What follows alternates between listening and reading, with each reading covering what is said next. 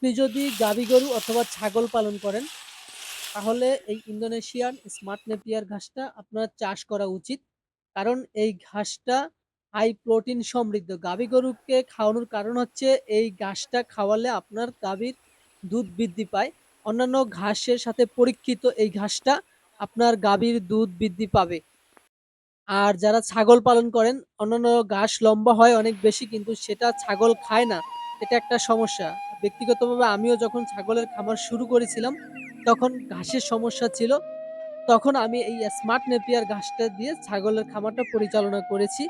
তো আপনারাও এই গাভী গরু অথবা ছাগলের জন্য স্মার্ট নেপিয়ারটা নিতে পারেন। এই যে আমার এখানে প্রায় ৩ বিঘা জমির মতো এই ঘাসের প্রজেক্ট স্মার্ট নেপিয়ার। আর পানি থাকার কারণ হচ্ছে এটা নিচু জমিতে করেছিলাম বেড আকারে। তো বৃষ্টি হলে এই বেডের ভিতরে পানি জমা থাকে, কিন্তু উপরে ঘাসটা গোড়াটা পানির ভিতরে ডুবে না। এজন্য আমার ঘাসের কোনো সমস্যা হয় না। তো আপনাদের যদি উঁচু জমি থাকে অথবা নিচু জমিতে এরকম বেড আকারে আপনারা করতে পারেন। আমরা সারা বাংলাদেশে কুরিয়ারের মাধ্যমে এই ঘাসের কাটিং ডেলিভারি দিয়ে থাকি। আপনারা যেকোনো জায়গা থেকে smart Napier, Zara one, Taiwan hybrid, Guatemala নিতে পারবেন। আমার সামনে যেই নদীটা দেখতে পাচ্ছেন, এটা হচ্ছে একটা বরিশালের নদী। আমাদের বর্ডারটা হচ্ছে শরীয়তপুর জেলা আর বরিশাল। একদম বর্ডারের সাথেই, মানে আমাদের একটু সামনেই হচ্ছে বরিশাল, আর পেছনেরটা আমরা যেখানে আছি সেটা হচ্ছে শরীয়তপুর জেলা। এটা ঢাকা বিভাগের অন্তর্ভুক্ত।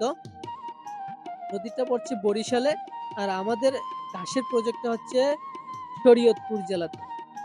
এটা হচ্ছে গুয়াতেমালা হাইব্রিড, ক্যালসিয়াম যুক্ত একটি ঘাস। উঁচু জমিতে চাষ করতে হয়।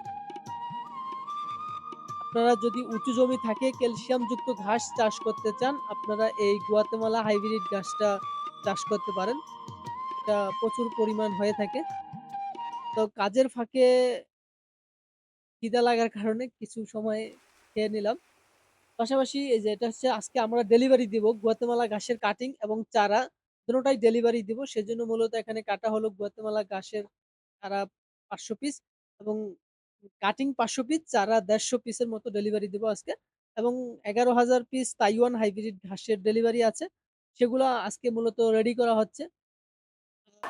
এই যে দেখুন আমাদের এখানে স্টেট ফার্স্ট কুরিয়ারের এন্ট্রি হয়ে গেছে। বাকি কাজগুলো চলমান আছে। এই যে কাটা হচ্ছে, এটা হচ্ছে তাইওয়ান হাইব্রিড ঘাস। আপনার যদি গরুর খামার থাকে, অবশ্যই তাইওয়ান হাইব্রিড ঘাসটা চাষ করবেন। যারা জারা ওয়ান চাষ করেন, জারার থেকে বেশি ফলন হয় এই তাইওয়ান হাইব্রিড। তো অবশ্যই তাইওয়ান হাইব্রিড চাষ করবেন।